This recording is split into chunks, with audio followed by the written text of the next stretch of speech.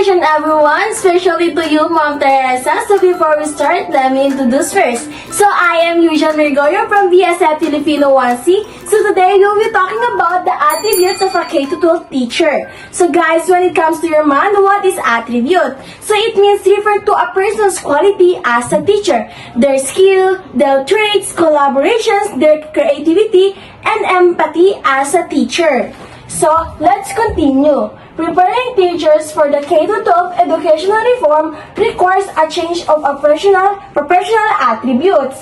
There is a need to shift the teacher's perspective from the traditional way of looking at teaching and learning process to a more dynamic and learner-centered perspective. The reason for this is clear and simple. The learners they teach and the environment to which they have been taught and live to make educational, responsive, and relevant to the 21st century landscape. Teachers, they need to reinvent themselves. They have been to determine the attributes they need to possess in order to become effective teachers responding to the 21st century's learners, 21st century's environment, and 21st century's challenges. So it means, guys, if there's words dynamic and learner-centered perspective to become a more dynamic.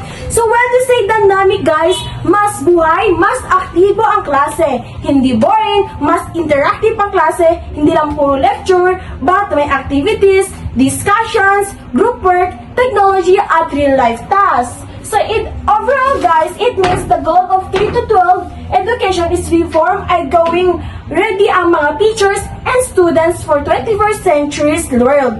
Para magawa ito, kailangan ng teachers ay maging knowledgeable, skills and attitudes in these generations of the way they teach, especially in this 21st century. So when we say 21st century, guys, it doesn't mean na parang from the past lang siya, but it's talk about the past and presence of the way of traditionals of the teaching of the students. So in this overall, so maging mas dynamic ang mga teachers sa pagtuturo at mas maging aktibo at knowledgeable skills ng mga bata. So next, according to the 21st K-12 Toolkit Resource Guide for the Teachers, Educators, School Administrations, and Teachers 2012, the following are the attributes of K-12 teachers. First is multiliterate. So multiliterate, guys, it means K-12 education recognize that information and communications technologies help penetrate the classroom at a very rapid pace. Teachers are now faced with the growing challenge to teachers, the 21st century learners who are wired and who are becoming more and more wireless in the use of technology. Teachers have to be knowledgeable in using various technologies, including media literacy, digital literacy, and information literacy, and of course the technology literacy, and among others.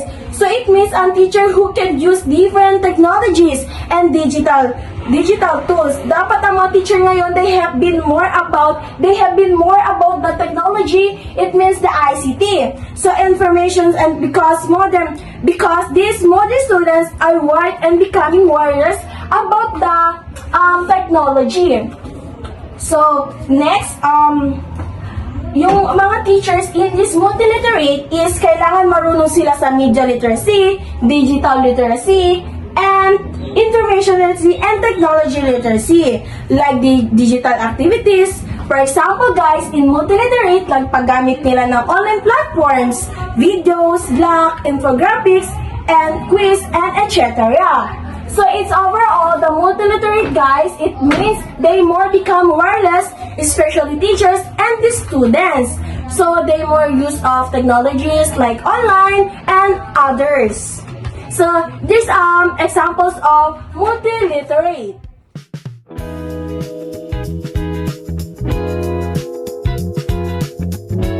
So the second one is multi-specialist. So multi-specialist, it means with the central goal of K-12 education to develop holistic learners. It is a basic attribute of teachers to be multi-specialist. They must not only be expert in a single subject area, but they have to expand their knowledge in the other disciplines so as to make a good integrations of all learners, learning, and experiences.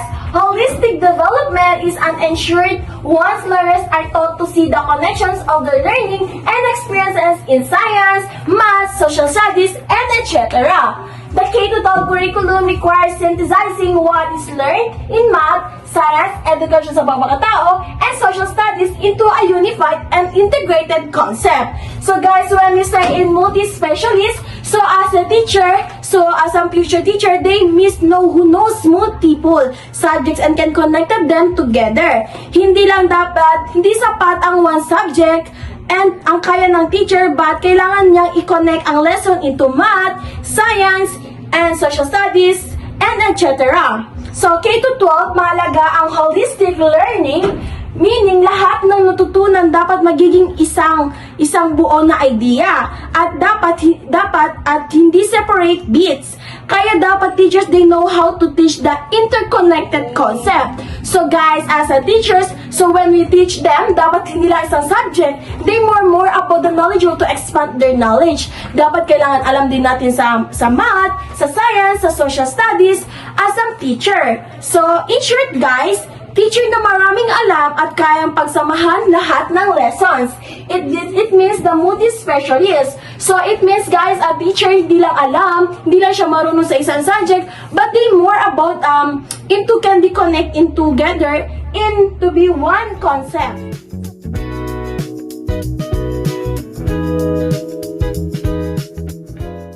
So, the third one is multi-skill. Teacher must not just be skillful in teaching, they have to possess more than skill, particularly those with ensure integrating teaching and learning process. So, it means multi-skill, teacher not just be skillful in teaching, but also they must not just be skillful in teaching, they have to possess more than one skill, particularly those with ensure integrating teaching and learning process. Like, for example, in this, that K-12 teacher should be use their platforms like they use laptop and other expenses that computers or technology, that one of the examples to give them students. Like example guys, yung ibang teacher insunod nila yung mga tablet, laptop nila and pinapakita mga videos sa students like to be more understand what they have to learn. Like of us, tayo gumagawa din tayo ng PowerPoint, PPT, di ba? Yan of the one examples to be extend or more knowledgeable in multiple skills in today's era.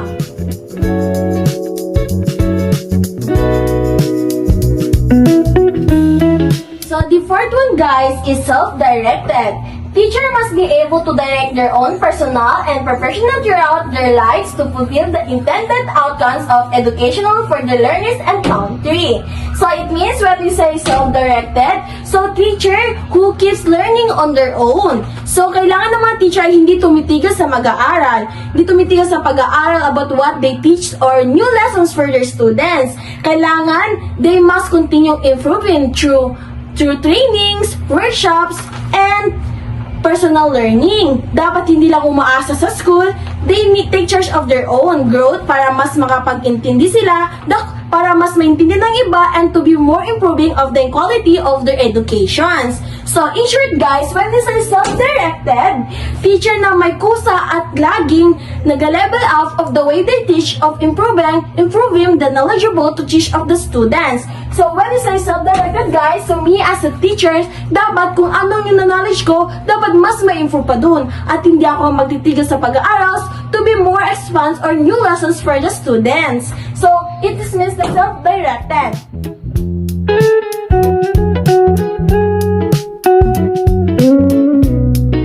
So next is lifelong learner. Teaching is a twice learning. This necessitates K-12 teachers to pursue an endless quest for knowledge so as to continuously improve their teaching as well as the learners' learning. They must stay updated on the latest trends and developments, become lifelong learner who adapt to changes required of their profession. So when we say lifelong learners is habang buhay nag-aaral. Teaching is a twice learner. Ika nga, K-12, teachers need to always be learning. Dapat updated sila sa lahat ng trends and developments sa education. Hindi pwedeng stagnant ang knowledge nila. But they need to adapt the changes in this but they need to changes in their professionals to stay effective. So it means guys, when we say lifelong learning guys, dapat updated sa lahat ng mga new trends, latest trends and developments, become lifelong learners to become adapt the changes. Hindi lang dapat hanggang doon lang, but also they move, improve, and they more about updated of what happening in this today's era. So that's one of examples of lifelong learner.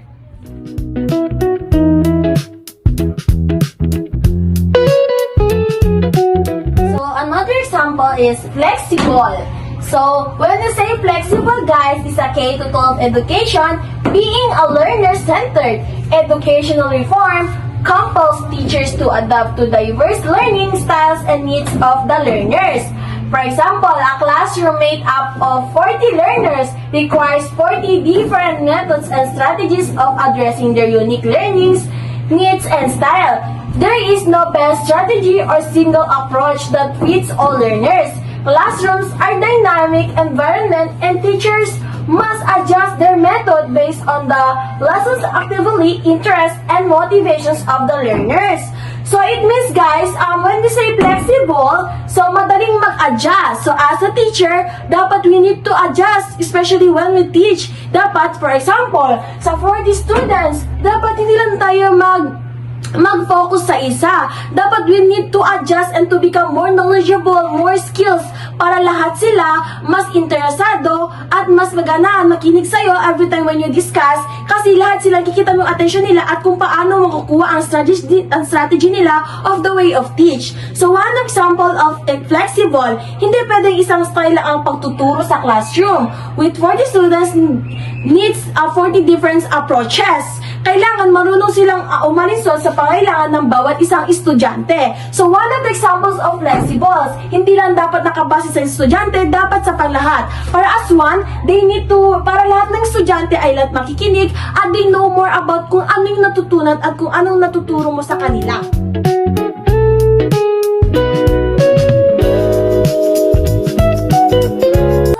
Is creative problem solver. Achieving quality education requires that K-12 teachers have to show competence in creative problem solving. It starts from being able to accurately identify the problem to generating ideas and offering solutions to the problem using innovative ideas.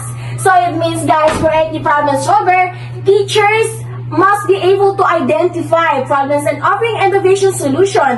Hindi lang dapat sila marunong magturo, dapat kaya din nila mag-isip ng paraan para matulungan ang mga estudyante. So a good teachers provide creative solutions to the problems and challenges of Latin professions and society. So it means that creative problem solving, hindi lang marunong magturo, but kaya din nilang magtulungan ang mga estudyante, kung lalo na kapag pagdating sa mga problema.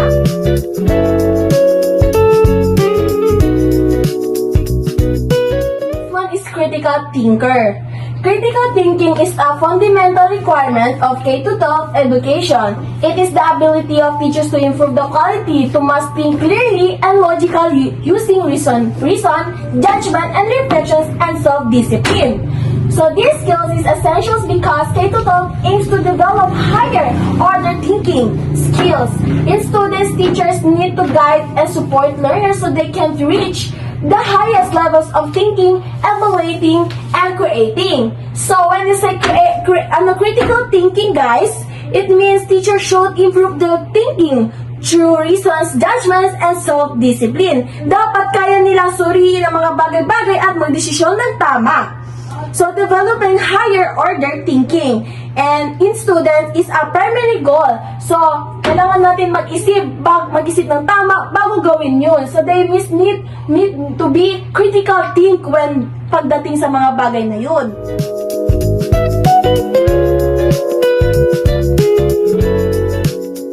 So next guys is has passions for excellent teaching.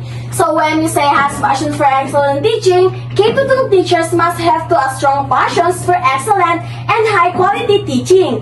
They should show genuine excitement and joy in learning and teaching so that students are inspired to learn and succeed. This authentic passion helps teachers go from being merely good to truly great. It cannot be fake because it has evidence throughout their entire career from the beginning until retirement. So when we say has passions for excellent teaching, may puso sa pagtuturo. K-12 teachers must have a desire and appetite to teach with excellence. Dapat mahal nila ang pagtuturo.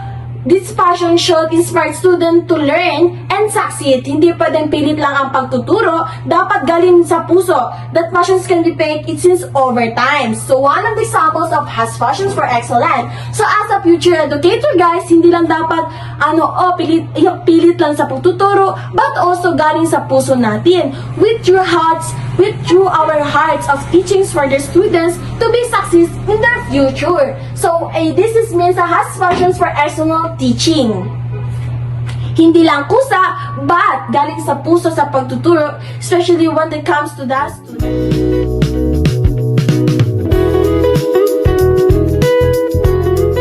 So last but not the least, the emotional quotient or in short EQ. So being a K-12 teachers need not only intelligence but also a high emotional quotient. Teachers who cannot manage their emotion often become ineffective in the classroom. Thus, K-12 teachers who have high emotional quotient have the heart for teaching characterized by empathy, respect, honesty, and tolerance to human differences. So means guys, the high emotional quotient is mataas na emotional. Being intelligent is not enough. Teachers need a high EQ. Dapat marunong silang uminawa at mag-manage ng emotions. So as a teacher, dapat kailangan natin intindi ng bawat mga estudyante. Hindi porket teacher tayo, they also be in the top. So dapat maunawain din natin ang mga feelings at emotion ng mga estudyante. Dapat marunong silang uminawa at mag-manage ng emotions. Teachers with high EQ have empathy, respect, honesty, and tolerance. Kailangan maintindihan nila ang mga nararamdaman ng estudyante at maging sensitive sa kanilang pangangailangan. So let's talk about the high emotional quotients.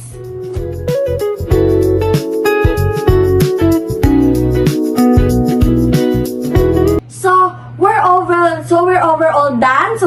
So I hope you will understand what we're talking about. It's overall, let's talk about the attributes of a K-12 teachers.